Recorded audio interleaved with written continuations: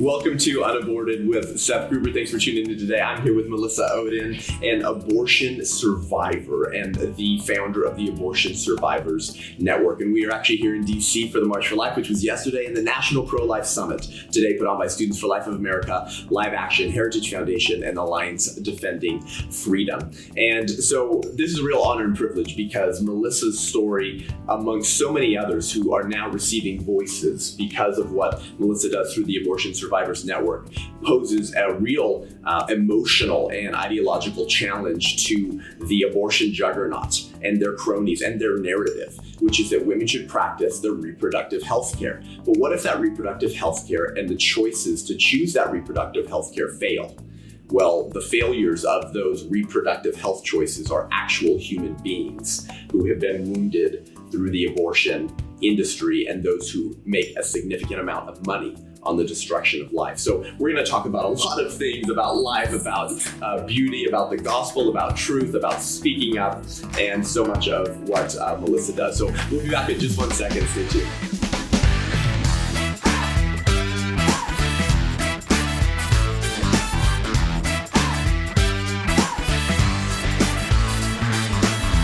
Welcome to UnAborted. Welcome back. Thanks for tuning in today. So as I said, I'm here with Melissa Ohden today of the Abortion Survivors Network, and we're here in Washington, D.C. And I just want to highlight her and highlight her ministry and all that she does for life, because what she does and the niche that she's in is incredibly powerful, incredibly emotional. It's hard for me to not break up when I start talking about it. And so I want to give her time to share what she does. So most people are not aware of the fact that there are hundreds and thousands of individuals in America that have actually survived abortions, and that happens in different ways. But I want you to talk a little bit first of how you got here. What's your story? And then how did you come to terms with that story? When did you find out about what happened, and how has God used all of that? So share with us, share with our listeners what that journey has been. This is the face of choice. It's so fascinating, right? To live in this culture that talks about abortion as a choice and a woman's right, and to be a woman who survived what the rest of the world would call a failed abortion, right? We like to think this was successful because I'm alive, but right. I mean, our world says this is what failure looks like, that a human being survives an abortion. And, for me, it's been a really long journey. I'll age myself really quickly. I'm so much older than you. I'm 42. It's okay. But I think that's important for kind of that historical context, because I survived an abortion not long after Roe versus Wade. And, it's very interesting because I think at that time, people really did not know what was going on. They didn't think this was going to be a big deal. People didn't really know what abortion entailed, what it was going to mean for years to come. And even just yesterday, I received an email from a nurse who was working at the hospital that I was born alive at. Yesterday. Just yesterday after the march. This happens a lot with me. Oh my gosh. But she said, Melissa, I loved reading your book because, she said, it takes me back to that time in 1977, where as a young nurse, so many of us were young and new in the field, and we had no idea what abortion was. We didn't know how it was going to affect our careers, how it was going to affect our families. And I think that's so important for us to realize that this was what was happening. So back then, my birth mother was a college student. Prime time, right? 19 years old, was not married to my biological father. They were actually engaged, I now know, but were not married. 1974? 1977. 77. Yeah, engaged to be married, would have parented me, they would have married, parented me if they had been given that choice, if we want to use that word, right? Wow. But like so many women in that position, my birth mother was not given any choice. And so my maternal grandmother, her mother, forced the abortion upon her. And again, we know statistically, we know through research that this is the experience of most women. Well over 64% of women have identified feeling pressured or coerced into their abortion.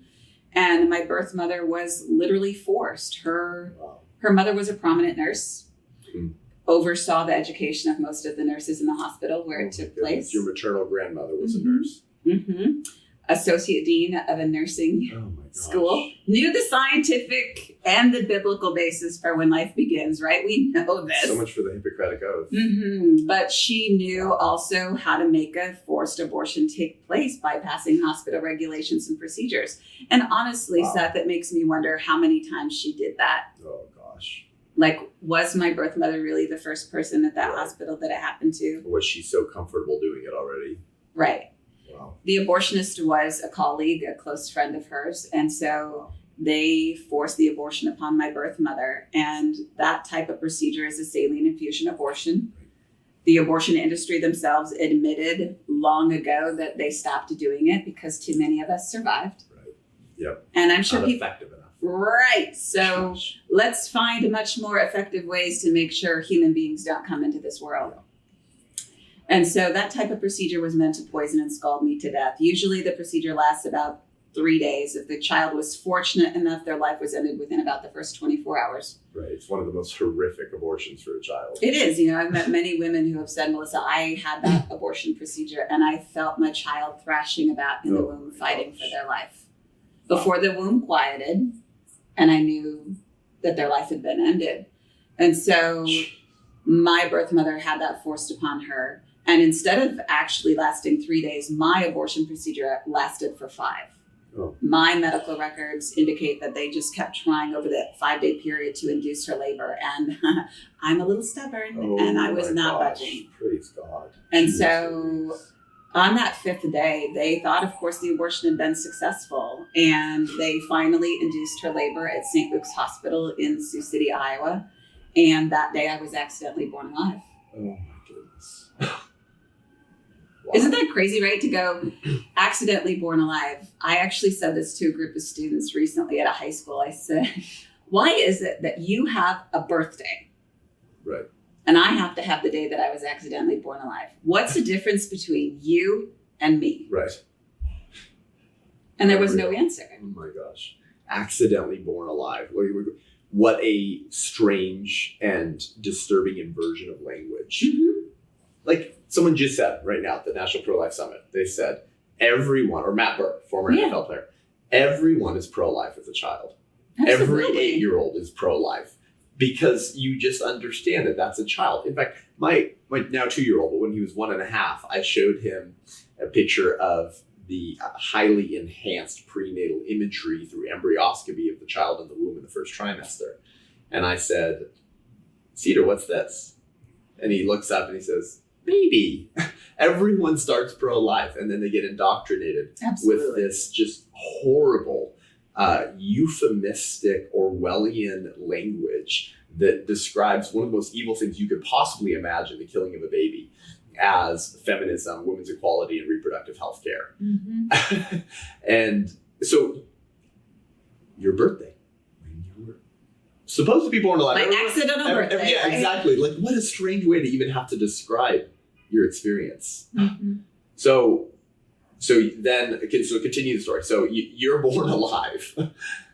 Surprise. Surprise. And then, but you don't know that until later. Right. So where did God take little Melissa from that point? Yeah. So I'm adopted, and my adoptive parents knew that I had survived a failed abortion. The doctors, didn't know for sure that I would continue to live for very long, thought I would suffer from multiple disabilities. And there were even mistakes made in my medical care. So they thought I was going to be blind even because of that. I was delivered alive at 2 pounds, 14 ounces. And suffered from a lot of health issues. So understandably, there were concerns about what my future might look like, but my parents weren't deterred, as 99.9% of parents under those circumstances are not, right? And so they knew my story and raised me to know Jesus from my youngest age, raised me to know that I was adopted. But I found out my survival story completely by accident when I was 14. Now, did your adoptive parents know? They did. They knew. They knew. And, wow. What I find in my work with survivors and families is that my parents are like so many parents in that position. They didn't know how to tell me. They didn't know when to tell me. There's not a specific age where we can go, this would be a great idea. Like, let's do that now. Yeah.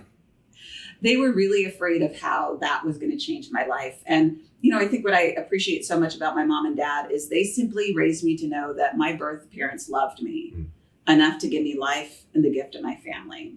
And that is truly what set the stage for me to love them, forgive them, and to be a part of the pro-life movement before I knew the whole story. And so when I was 14, my older sister faced an unplanned pregnancy. She was in high school. We're both adopted. Okay. Wow. And even though you have phenomenal adopted parents. My parents are awesome. They were foster parents before that. Wow. And but my sister, even though we knew the truth about the sanctity of life and the gift of adoption, she was like many women in that position, had fears, had anxieties, and was considering every option. Wow. And so talk about euphemisms there, right? We know what options that included. And when our parents found out that she was facing that unplanned pregnancy and considering even an abortion, they told her my story. Whoa. And that was a game changer, as you can imagine. Oh, so that was about 28 years ago. You're older? She's older. She's older, okay. So she was 18 already, but hadn't finished high school, just the way our birthdays fit in the calendar year. And she found out the story of my survival. And what did that do to her?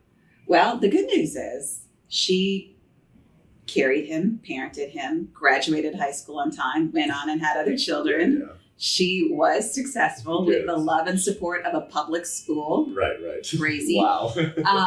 Our family, our community. I mean, I look back on that time and I realize not only how strong she was, but just what a gift it was for us to come alongside her. Yeah. And that's what I always try to encourage people is that's what pro-life looks like. Right. Yeah. In word and deed. Wow. But that's amazing how your story had this redemptive quality in your own family by leading to the actual physical salvation of your nephew. Yeah. I mean, wow. And I always want that for other families, right? How many times have families probably ended the life of someone within that family unit because they were ashamed, embarrassed, it wasn't part of their plan, right? And how many times did they miss out on that redemptive quality that God was going to bring forth? Yeah, that's right. It's such an incredible shame. And took the easy route. Yeah. And the beauty in that is that he saved me. Yeah. Even though it was a long struggle to get here, I don't think there is any other way I probably could have found out the story of my survival. Because during an argument with her one night, and it sounds terrible on the face of it, but realized we were a couple of teenage girls who could throw it down, to be perfectly honest. She said to me one night, she said, you know, at least my biological parents wanted me. Yeah. And I was like, well, that is absurd. And not in a like, oh, you know, I was unwanted. I was thinking that's absurd because mom and dad have told us all these years we're equally loved, equally wanted, right? There is no way you are more wanted than me. This is an even playing field. Right. And that's when she realized that she knew something that I didn't. Oh my gosh. And so that's... You found out in conflict. Yeah. And so sat our mother down at the age of 14. Oh my goodness. And told her about the argument. Really was expecting to get in trouble for, honestly, for what was going down. But it was that night that my mom had to tell me that I had survived a failed abortion. And it's so funny, right? I tell this story a million times. I live in this movement, but it still hurts. Yeah. Back then I didn't want to be this person. Right. I'm not ashamed to be honest with people about that. I did not want to be the girl that survived an abortion. And back then I didn't know that this happened. I didn't know that other people like me existed. Right. And it was an incredibly lonely existence. Wow. And I think part of my struggle was I identified myself as a feminist at the age of 14. Mm-hmm. And hearing that news, I started to have that struggle of who am I? Wow. And who are they, right? Where is my place in this world anymore? Because I don't know any feminists who would say that what happened to me was wrong. Whoa. And that inner conflict, really no one knew how bad my struggle was because I think like many people in that position, I internalized it and I was the people-pleasing, want to look good on the outside kind of person. Right. And so developed an eating disorder, alcohol abuse, every poor decision you could imagine, right? And I think some people, if they caught a little glimpse of it, probably thought, oh, she's just being a funny little teenager. What they didn't realize is that I was in excruciating pain. Yeah. That runs far deeper. Mm-hmm. And so, I think part of that process of my healing was my faith. I mean, that was the chunk. Yeah. But in the midst of that faith, knowing that God never makes any mistakes, none of us are an accident, and really learning to love and forgive my biological parents. Yeah. You think you love someone and then you find out something and you go, wow. What's that love look like? What does it feel like?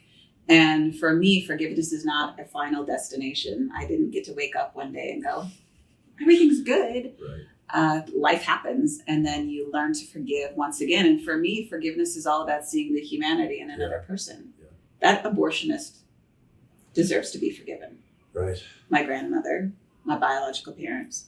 And so by the time I went away to college, I was in a pretty good spot, but I went to a public campus that silenced me.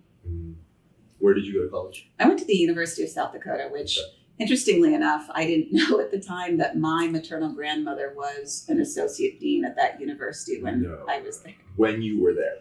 And that is the campus where my birth mother became pregnant with me. No joke. You didn't know any of this? I didn't know any of that. But it was a very repressive place for me, sure emotionally, spiritually. And I didn't, my whole life is full of what some people would say would be yes. That's a whole nother joke. But so my grandmother was there. And, I think it's an important thing to talk about because I was starting to share my story briefly with people. And when did you start saying that this is no type of feminism I know? When did you start speaking out? I did a little bit in high school and even like 8th grade. People will still come back and say, I remember the speech you gave, Melissa, and you left a chair emptied in the room when you gave the speech about abortion to give them the visual depiction of what it would have been like if that abortion would have been successful. Right. And to me, that's so cool that all these years later, they still remember the empty chair. Wow. I went away to college and I would share that with women in particular, right, as we're kind of fellowshipping, getting to know each other. And the response was usually something like, I'm sorry that happened to you, but doesn't mean you have to talk about it. Oh my God. You don't fit my narrative. Right. It doesn't mean you have to be pro-life. Yeah. Goodness. And those things wore on me, right? I was being indoctrinated to shut up. And I can even remember there was a psychology class where I was writing a paper about, and the topic was, how did you become the person that you are? Ding, ding, ding. Wow. You can imagine what I wrote about.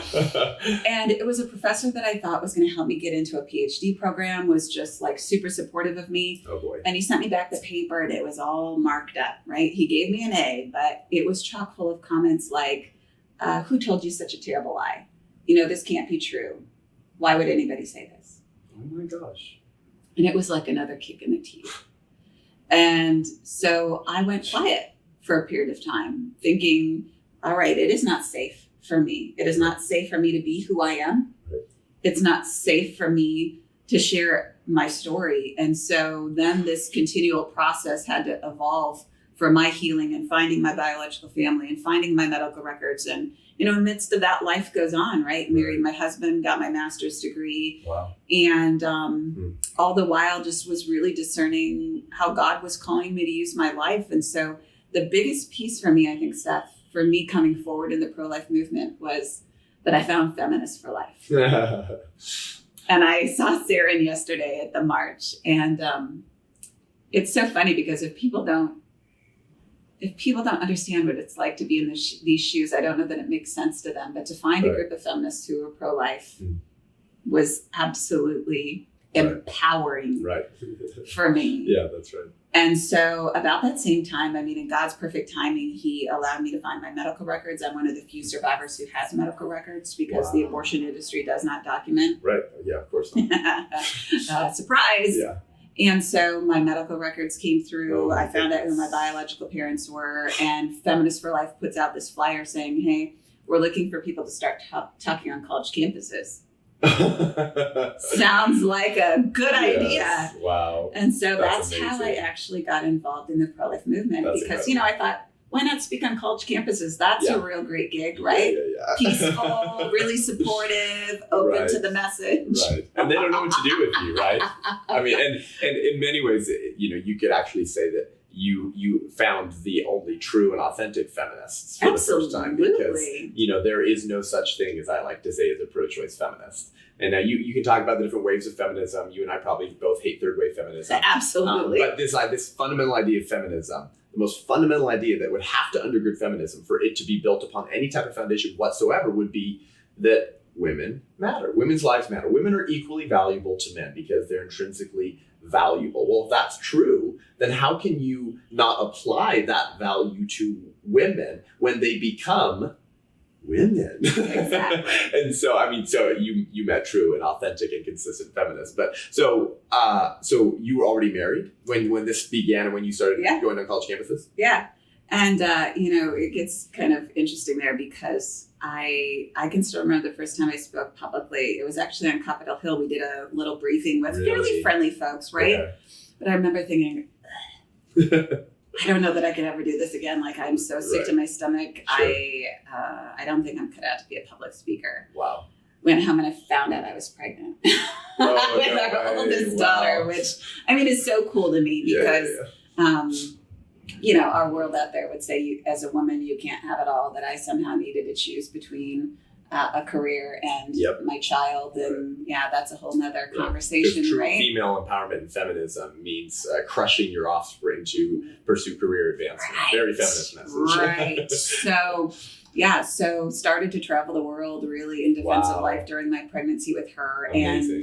What an additional powerful narrative on top of your already powerful story to be visibly pregnant. Yeah. Sharing that story. That's incredible. And I can still remember what it was like. There were times where, and at that time, I did not know that my birth mother was forced into the abortion. So that didn't come out until years later. And so there were times during that pregnancy that I would, look at everything I was going through and think, my gosh, I know this. I see this happening. I know this child. And my birth mother did the same thing, but yet she tried to end my life. It was a very, very emotional experience to go through. In the grand scheme of things, it ended up being very cathartic, but you have to go through those difficult days where you're going, how could someone do this to me? Yeah. Coming to terms with that, I can't even. We were talking earlier about just the knowledge of finding out you're adopted and what that does to your soul, even though you might have phenomenal adoptive parents like you did. But then to add on top of that the knowledge that your own parents tried to kill you in the womb. And we're coming out with some healing curriculum for survivors. And one of the pieces that we're working on that I think applies to a lot of people is, we know that the research tells us that preborn babies in the womb are affected by what their mothers are going through, the stress, the emotions, right? The babies hear things. So think about all of the children in the womb being affected by the stress of what that mother is going through. And then think about as survivors, right? Then we're also affected by the trauma of that physical procedure of the abortion, whatever it entails. So our bodies carry the memory. So it's not reproductive health care? Oh, it's not? Isn't it ironic? Isn't it sick, Melissa, that even the pro-abortion movement acknowledges the significant impact that traumatic experiences can have on born people. Mm-hmm. We all acknowledge that. We all see the statistics. We all see the studies that if you're exposed to these things and you go through these things as a child, X percentages, that likelihood that you'll encounter these kind of things in life, these kind of difficulties, this much more likely for certain types of behavior. Absolutely. Oh, but if we try to dismember you in the womb, then that's just reproductive health care and will have no effect on you. But if you're born and you're exposed to traumatic experiences, we love you. We need to help you deal with the trauma so it doesn't affect your life negatively. What a weird inversion. Well, and even for women, right? The women who are impacted by abortion, that research study that came out recently out of California, right? Where they're trying to say, we did this research study and in this sample, there was not any significant depression, anxiety, mental health. Right. But yet then in the next article, you'll read that a miscarriage has a huge impact on a woman's mental health. Right. Yeah. Unreal. Yeah. So your wantedness. If you're wanted, then negative experiences will impact you. But if you're unwanted, then no negative traumatic experiences can impact you because you're just a blob of tissue. Right. Yeah. Wow. So when did you then launch and begin to recruit and bring together this community of abortion survivors? I started speaking out in 2007, ended up giving up my career as a social worker in about 2010. That was like this process of loosening my grip, right? And when we talk about faith in the Lord, I mean, I knew that he was calling me to do something. And I think we all have that one thing that we don't want to give up. Right. And for me, it was my career, to be perfectly honest. And I loosened my grip on my career and let go and really just let myself follow him. And everywhere I started to go, I would get an email or someone would approach me and whisper, I want to. Wow. And at first I was like, no what? way. Do you know who I am when you're saying that? Like, you know who I am, right? and then it started to not even surprise me anymore. Wow. And so I started to just kind of collect people's information over the years. And then really in 2012, I went, all right, Lord, it is time. And so we launched. And, you know, at that time, I really had these big plans on what I wanted to do. And survivors were kind of like, hey, I don't really need anything. I just want to say thank you. And I'm so grateful to know that I'm not alone. Sure. And so then it was this process of starting to just really watch how it would all unfold. And, you know, what I appreciate about 2019, even though it was horrible in terms of legislation, my goodness. what it did is unleashed survivors in this world saying, that's right. No more, Yeah, right? That's right? All this, you know, over the last 7 years, we were saying we don't need anything, Right. but now we do. That's right. We want to be healed. We want to find further support, and we want to get involved because we're not going to allow this to happen anymore. Right. Well, it's been I think it's been exactly 1 year, roughly, since the enemies of human equality in the Democratic Party decided that they were not even going to allow a vote on the Born Alive Abortion Survivors Protection Act. And I think as of late last year, they vetoed it around 90 times, or they blocked a vote on it around 90 times. Yeah, it's close to that. So I'm sure that had a significant impact on the voices of abortion survivors who were saying, you're not even going to vote to protect me? So what is that? The radicalization of the Democratic Party when it comes to even fourth trimester abortions and Ralph Northam, and how does that all sort of play into maybe how that's helped catapult you guys and brought more voices? Like that's the only time I'll say thank you, Governor Northam. I mean, really, in any other context, that is probably not going to come out of my mouth, to be perfectly honest. But that's exactly what it is. And I think, you know, there's a couple of factors. So one of the factors is with survivors, the bulk majority are actually raised in their biological family, more so than adoption, just ever so slightly, which you would not expect, right? Yeah, but when we know the child is not the problem, it does make a lot of sense, right? The circumstance they were under is the problem. So, but then again, it's not always the most positive experience to be raised in a biological family that hasn't healed. But again, that onus is not on the survivor, it's on the biological family or whomever needs to heal. But so a lot of times that secret sits in the biological family or even an adoptive family like mine. But then when we see it being brought into the public square, people are starting to get a little uncomfortable. And secrets start coming to light. So there has been a lot of shift I've seen in survivors' families where they're starting to have to bring out some uncomfortable conversations. But the other huge piece really is that survivors have been sitting back and going, okay, maybe like that whole abortion thing, even though I'm pro-life, I'm not really comfortable getting involved, right? Or I'm afraid of losing my career or speaking out. But when it comes to taking away protections for survivors, that's where I absolutely have to say no more. I'm going to sacrifice my comfort, my job, my relationships with my family, whatever it is, to now start raising my voice because this is not okay. And the reality is, right, the more they introduce aggressive abortion legislation through all 9 months of pregnancy, the greater the likelihood really is that somebody like me is going to come into this world. And so it really does feel like an all in all out attack on survivors. It's unbelievable. They're targeting us. I mean, when he made those comments, like on a public radio station, I'll tell you what will happen if a baby's born alive during a botched abortion. We'd make the baby comfortable. We'd resuscitate the baby if that's what the mother wanted. And then the mother and the doctor would have a conversation. Sounds sweet. I mean, yeah, well, supportive. Like most pro-abortion radicals, they're sounds a little bit like Obama. Finely rehearsed in the euphemistic Orwellian language of the enemies of human equality. Right? I mean, some of these people, honestly, just as a sort of dark aside, would honestly make Hitler look like a premature teen in terms of their ability to describe some genocide as this great social good and this reproductive health care. Mm-hmm. So recently at the March for Life, you released a new video that was shown yesterday from the abortion survivors. Mm-hmm. Tell us about that video, and then tell us some of the maybe opportunities, if you're at liberty to share with that, to get that message out to more people. Yeah, 2019 really it allowed us to be birthed into a new arena, I guess you could say. So, yeah, I was approached by a young woman named Lyric years ago who said, let's do a Super Bowl commercial. Wow. And I was like, that's not ever going to happen, right? Let's just be honest.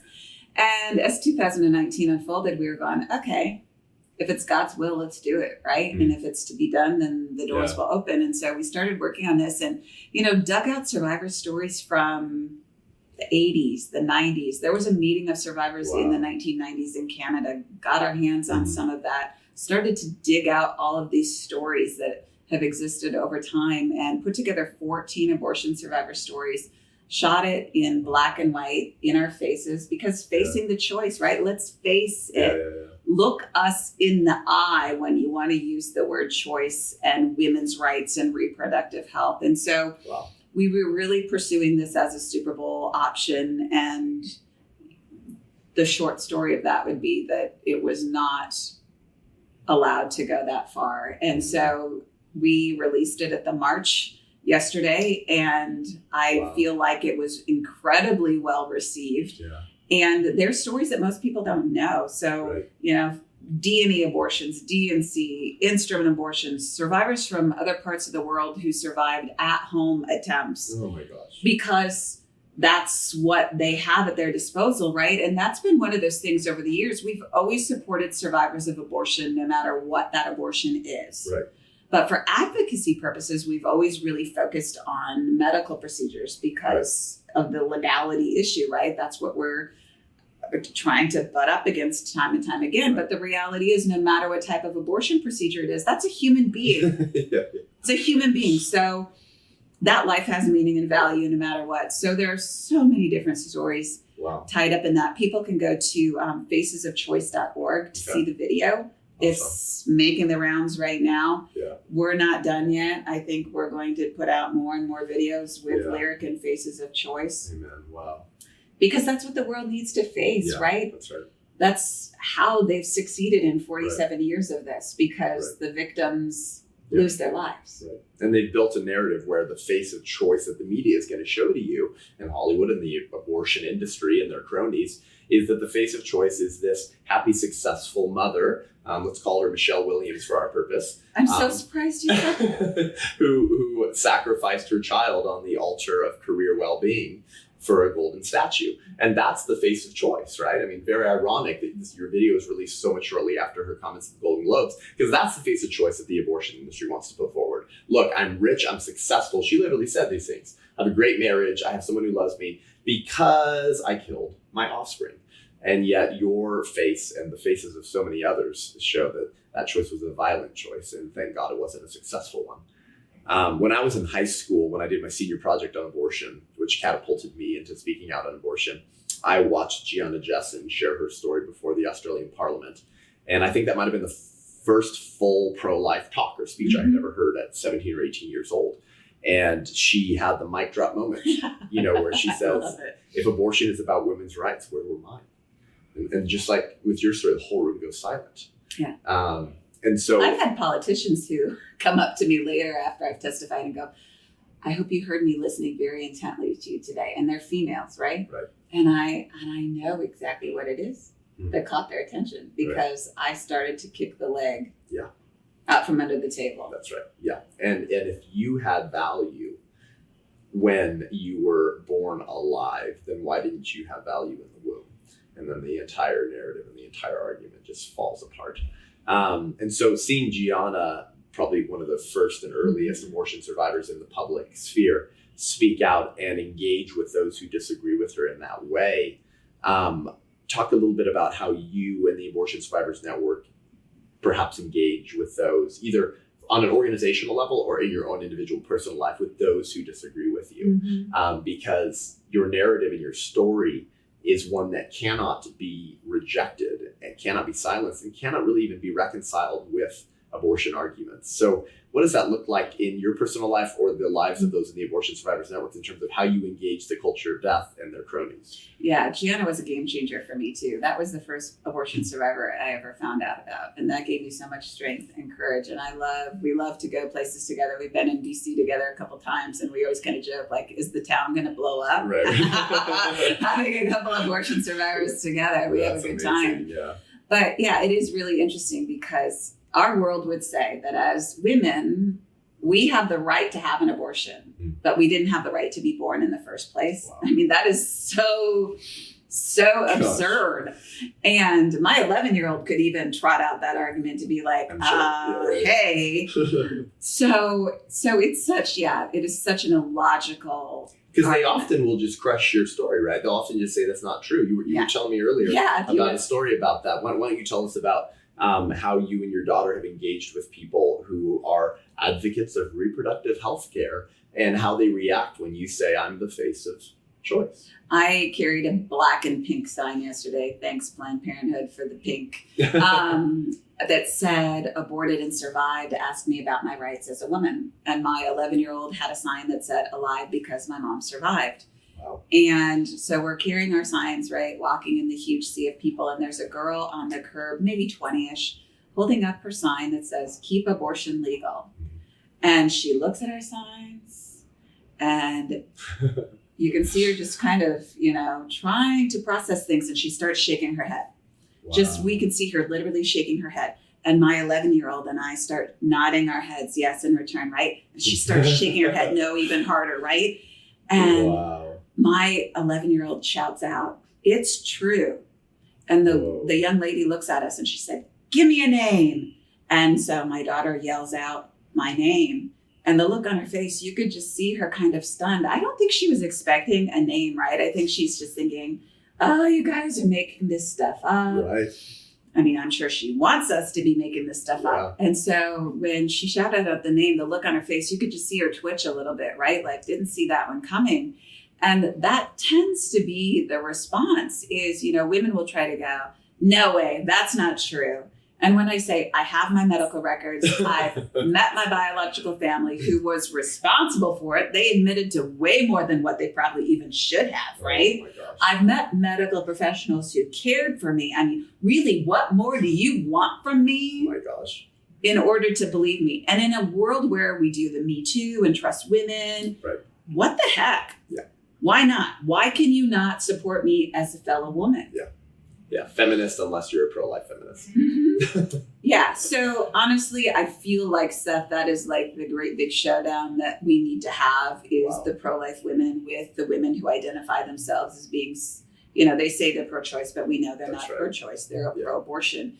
And I joked to somebody yesterday, I said, I would debate any of them in a public square. And I'm not kidding. That's right. That's right. I would show up for that on any given day. The light in the dark. Going full steam. And what's so important about that too is it's not just important in and of itself because abortion survivors are valuable human beings and they deserve a voice, but it's also very important because it presents a very real ideological challenge to the abortion industry. And you probably know what I mean by this, but for our listeners, if you don't understand what I mean, this is why what they are doing is so important beyond just vouching and speaking and giving a voice to abortion survivors, what it actually means for the pro-life movement. Because if they are willing to look you in the face and say, okay, I will give some ground. Mm-hmm. I'm human enough to say that you have value and that means you had value in the womb too. Mm-hmm. If Melissa and other abortion survivors have value in the womb, then why doesn't every other child is this some strange world in which you only have value if you survived an abortion? So if you survived an abortion, then pro-choice moderates will give some ground and say, okay, you have value in the womb, but not the rest of unborn children. That makes no sense to anyone in any world. And so what they're doing is so important because it poses a challenge to the entire abortion ideology in the first place. And that's so important. But for the enemies of your life in the Democratic Party, who refuse to allow a vote on the Born Alive Abortion Survivors Protection Act, we are seeing the real battle between light and dark, between those who actually hate unborn children and would deny your right to live, and those of us saying, no, you have a right to live. Did you see that congressional hearing where Busy Phillips was there last year? Did you see that one? Yes, I did. Yeah, well, and that was an interesting showdown, right? Where she was asked, because she went on that whole bent, right, of I had the right to bodily autonomy when I had my abortions. And yes, my heart hurts for her because obviously she is a broken woman. But she put herself on that platform. And when you put yourself on the platform, you have to be prepared for what's going to come from it. That's right. But she was asked that question. So when does the right to a woman like Melissa, when does her right to bodily autonomy begin? And you could see her going, and she couldn't answer the question. That's right. And what else happened at that hearing was so fascinating because the other women, there were 6 pro-abortion witnesses and 2 of us as pro-life witnesses, both women. They kept wanting to come back to me during their own, and I'm like, don't do that. But they kept saying, what happened to her was illegal. We want to talk about what happened to her. What happened to her is illegal. Perfectly legal. Isn't that what y'all want? Isn't that what you're here supporting today? But when faced with me, the argument then is we're not talking about like her, like what happened to her. That's bad. Yeah. Well, if what happened to me was bad, then what's happening to every other child is bad. The difference is you have to face me. That's right. And then the argument then gets really funny, right? Because people will go, well, oh, you're so successful, Melissa. Isn't that great that you turned out so well? But what? Right. Yeah, that is such a dark and depraved approach to humanity. Yeah, so because you have to face me, suddenly the argument is a little bit different. That's right. And I mean, this goes to show that, I mean, we know that these people are spineless cowards who are actually enemies of human equality. And when confronted with an abortion survivor who they have to admit on some level has value, and if they had value when they were failed to be killed, and they had value in the womb, and they had value from the moment that they were a woman, from the moment they were a human being, and their response so often is to say that it's a lie. And that's what the woman told you at the March for Life. And isn't that what all the Democrat senators have been saying who refuse to pass the Born Alive Abortion Survivors Protection Act? We've all listened to the Republican arguments for the bill, of course, put together by Ben Sasse. And we've heard what they said, haven't we? They said, that's a Republican talking point. Those don't happen. They have literally all said this regarding third trimester abortions or born alive babies. They say it doesn't happen. And when I was reading up on that bill and the failure of these radical pro-abortion Democrats to allow it to pass, I saw a figure that is an estimate of around 44,000 abortion survivors in America. But I have no sense of whether that number is accurate or not. So how many abortion survivors roughly do you know there to be in America? And then how many have now joined your network? So we have over 300 in our network, and that is just the number who have given us their identifying information surrounding the abortion. A lot of people will send me a note and say, I survived an abortion too. And then I say, hey, listen, I'd love to know more about you. And, they don't touch base again. So, even within the network, we probably have 150 people that would be pending that we just don't have details about. Wow. So, we've seen that number. And actually that number came from Christina Dunnigan. And I had put that out years ago. She did the math based on CDC data on the failure rates of late-term abortions only. Wow. Not chemical abortions, not earlier in pregnancy, not abortion pill reversal. Right. So now we know that number has got to be getting higher and higher and higher. So that was based on real data. Wow. And what I keep telling the legislators is, you know what? You keep trying to tell us this isn't happening, but you have no data, right? We only have 8 states in the US that put out data. And in those 8 states, the numbers are staggering, in 8 states alone. And we know that's, again, underreported, right? Yeah. That's when their hands are tied and they're having to report it. But if it's not a problem, then prove me wrong. Right. Yeah. Seriously, go ahead. I would love to be proved wrong. Right. But if it's not happening, and it's all completely a manufactured pro-life Republican talking point, then what do you have to lose? Right. Why would you not start tracking to ensure the data? that if there's a chance that there might be abortion survivors, that at least we have legislation. Wouldn't you be like, logical step then? Let's track the data, and I'm good. But infanticide is already illegal. Right. Tell that to Kermit Gosnell. Tell that to Jill Stanek. Tell that to those who have come face to face with the children who were disposed of or killed after they were born alive, and it was never reported. Absolutely. And this is why, at the end of the day, the pro-abortion movement and the left are not just the enemies of human equality, but are living in a fantasy where anything that threatens their narrative and their ability to pursue sexual libertinism at all costs has to be shut down and has to be silenced. And that's why what Melissa does and what the Abortion Survivors Network does is so important, because they are no longer silent, and you're giving a platform to so many that have a voice. Well, thanks so much for joining us today. Thank you. You're going to be speaking in a little bit to what? We're going to 3,300 young people. 20,000 youth yesterday, about probably 500,000 people at the march yesterday. Wonderful. So give us a preview of what you'll be talking about in a little bit. Really just some of that background. So the states that do report out the statistics on abortion survivors, the CDC data, and where we go from here, and really just encouraging those students and anybody attending to get involved. We cannot let this just sit, right? The Democrats would love that. Hey, let's just pretend like 2019 didn't happen, that we haven't, blocked this 90 times. No, seriously, we cannot let this go. And as we head into the 2020 elections, I think it's more important than ever. So just really educating people on how to be a part of it. That's right. Amen. Awesome. Well, thank you so much for joining us. Thank you.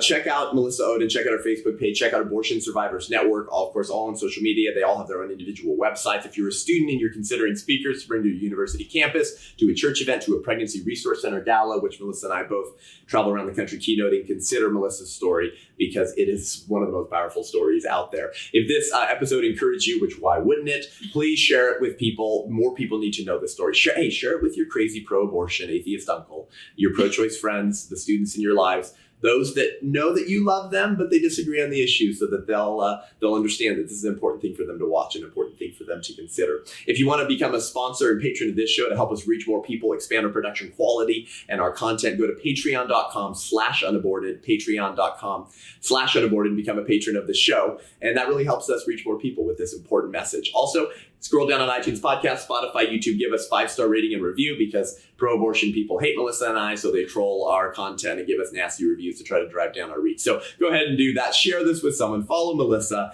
and we'll be back next week with a whole lot more. I'm Seth Gruber. This is Melissa Ohden, and this is Unaborted.